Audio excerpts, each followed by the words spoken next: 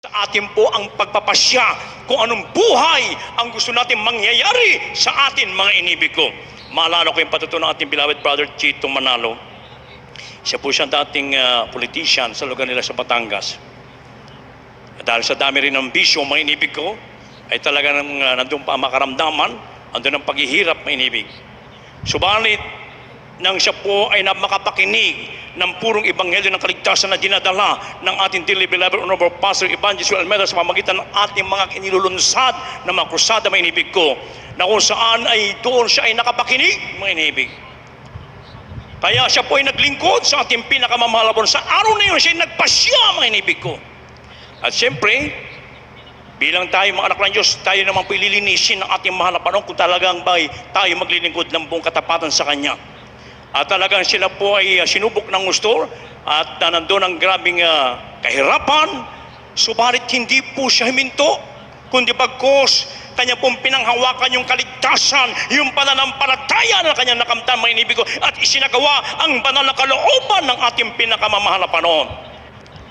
Sa kanyang pinapasukan na kumpanya, mga inibig ko, ay talaga naman pong isipin nyo, Batangas, Maynila, pumupunta pa po siya rito.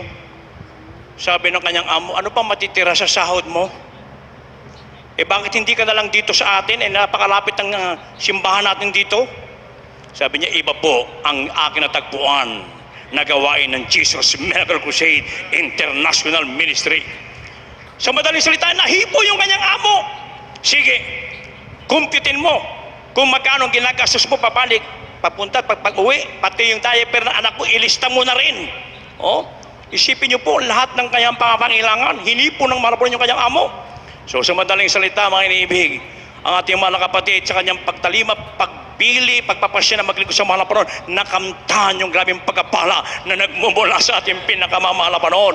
At hindi natapos yun doon, mga inibig ko. At maging yung kanyang mga anak, dati ang sinasabi ng principal doon sa kanyang school, sabi niya, huwag ka na kasing mag-aanak pa sapagkat napakahirap ng buhay. Subalit dahil sa paglilingkod nila sa mahal na Panginoon, nagagamit yung kanilang mga anak, yun ang pinanlalaban sa mga iba-ibang mga school, naging matatalino yung mga anak niya, binigyan ng kaibang katalinuhan, mga inibig ko. Isipin niyo, sabi ng kanyang principal, pwede ba mag-anak ka uli, Mr. Manalo? Sabi niyo po noon, wag na mag-anak, ba't ngayon kasi wala na kaming panglalaban sa school. Isipin niyo po yung mga inibig.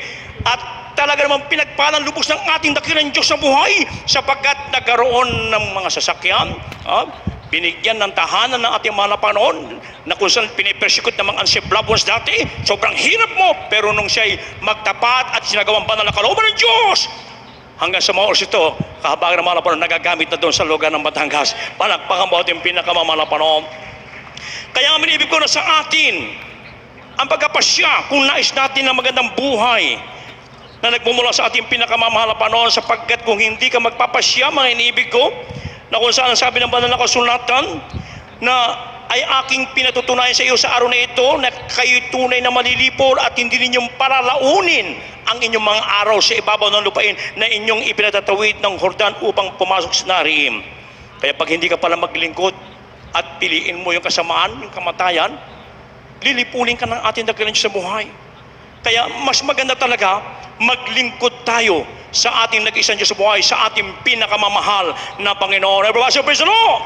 Kaya nga dito sa gawain ng Jesus Miracle Crusade International Ministry na pinangungunahan ng tao ng Diyos, ating minamahal ginagaral Pastor Evangelista Will Almeida, the end-time problem lamang God, sa kanyang pong pagsasakripisyo, panalangin, pag-aayuno, mga inibig ko, lahat tayo na nakapakinig ng banal salita ng Diyos with power and anointing, nang simulan magpasya tayong maglingkod sa ating nag-isang Diyos sa buhay, nakamtan natin yung triple blessing na pangako ng Diyos, pagkapalang physical, material, lalo tigil sa spiritual, pagkapala, plus tagapagmana pa ng buhay na walang gang. Everybody, praise the Lord!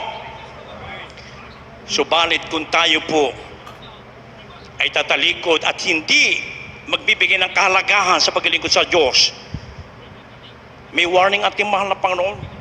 Sapagkat pag hindi tayo nagpahalaga, mag-isa ilang pirasong Kristiyano na para bagang ang paglilingkod nila ay nandun lagi ang pag-aalinlangan, mga inibig ko.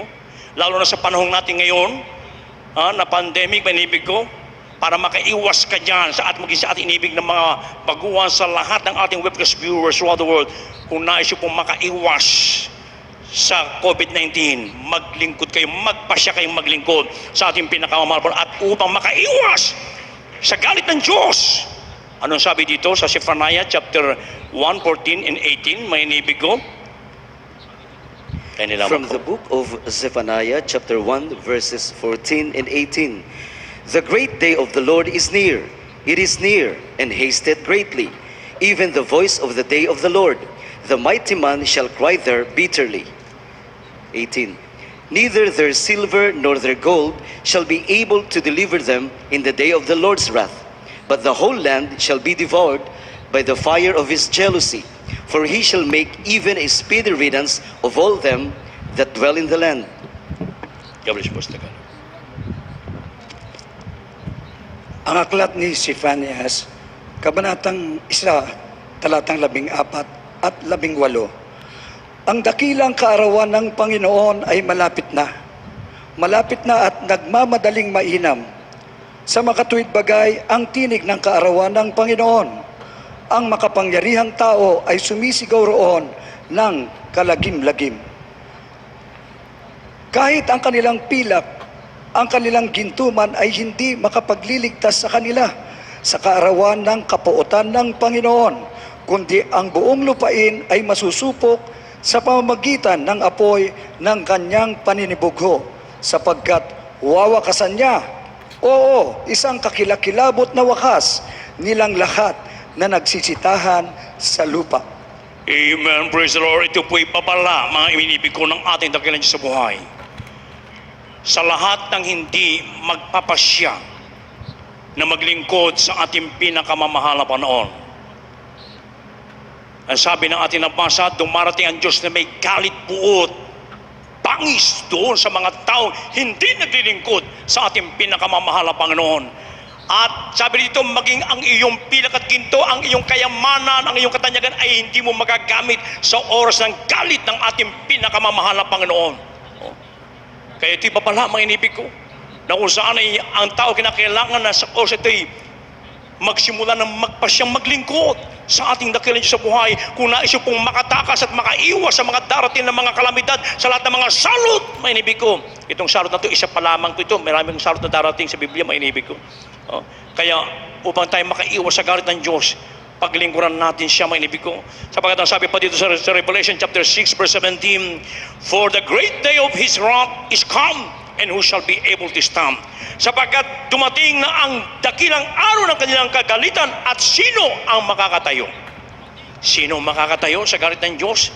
E di yun lamang pong nagpasyang maglingkod at isinagawa ang banal na kalooban at kahatulan ng ating pinakamamahal na panahon. And about your praise the Lord! At ito hindi nagkulang sa ating dearly beloved person of the whole Almeida family, na tayo laging tinuturuan, inaaralan na maglingkod ng buong katapatan without any mental reservation, but rather with open heart.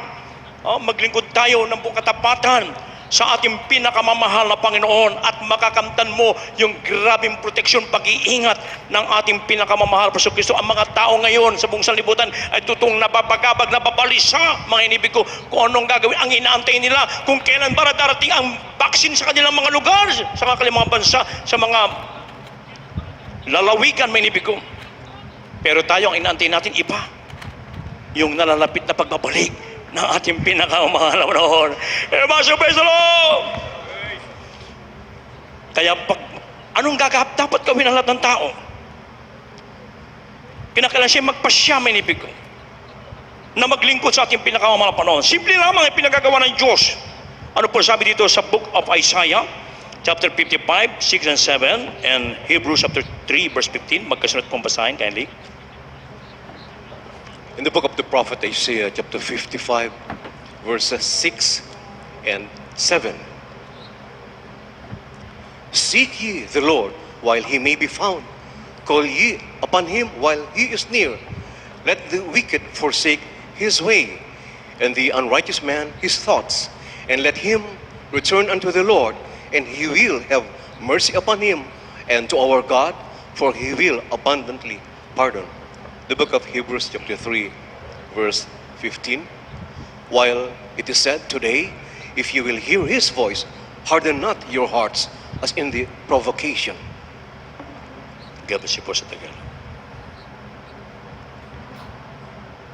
Dito po sa Isaiah 55, ang talata ay 6 at 7. Inyong hanapin ang Panginoon samantalang siya ay masusumpungan.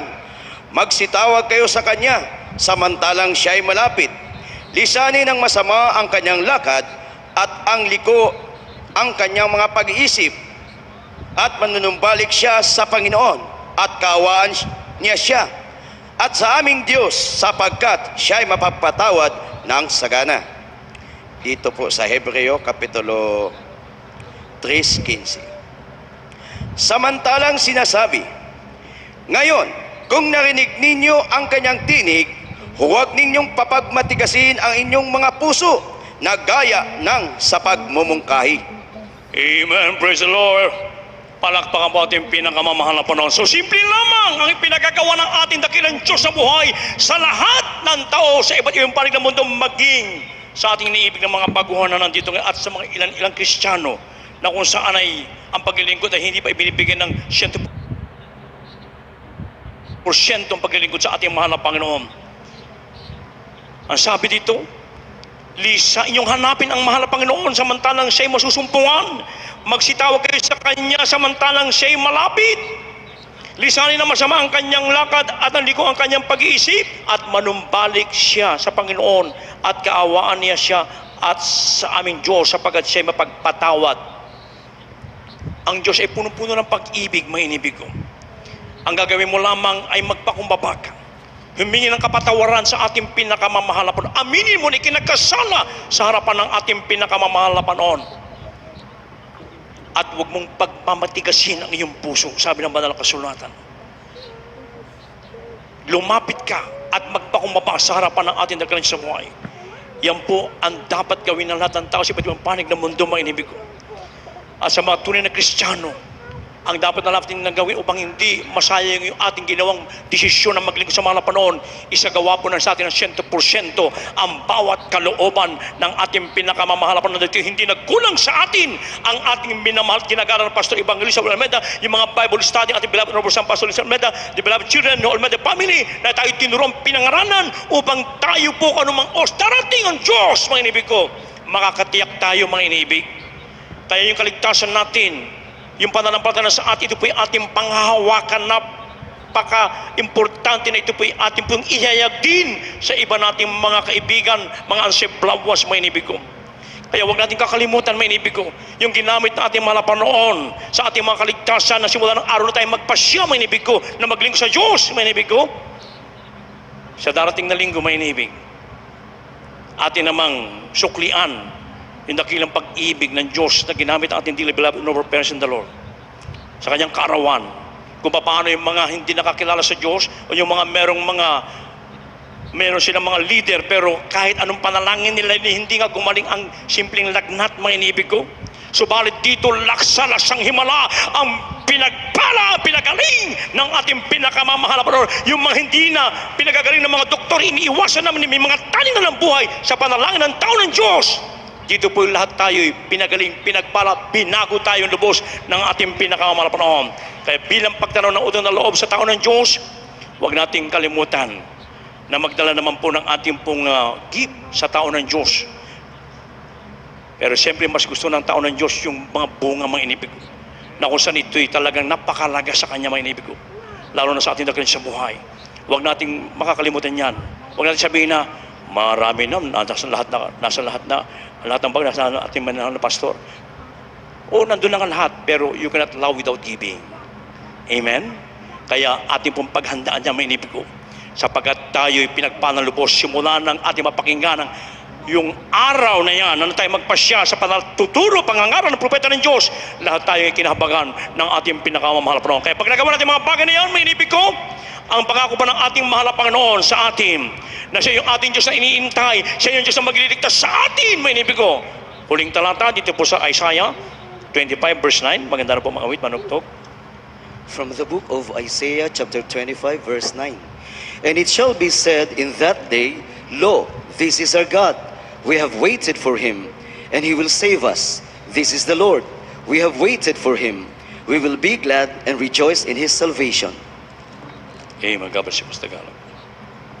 Isaias Kapitulo 25, versikulo 9. At sasabihin sa araw na iyon, narito ito'y ating Diyos, hinintay natin siya, at ililigtas siya tayo. Ito ang Panginoon, ating hinintay siya. Tayo'y matutuwa at magagalak sa kanyang pagliligtas. Oh, hallelujah. Palakpakan mo ating pinakamamahal na Panginoon.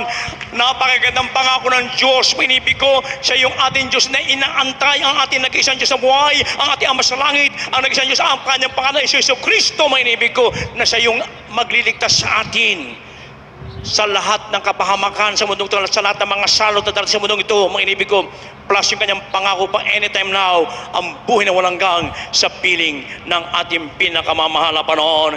Praise the Lord!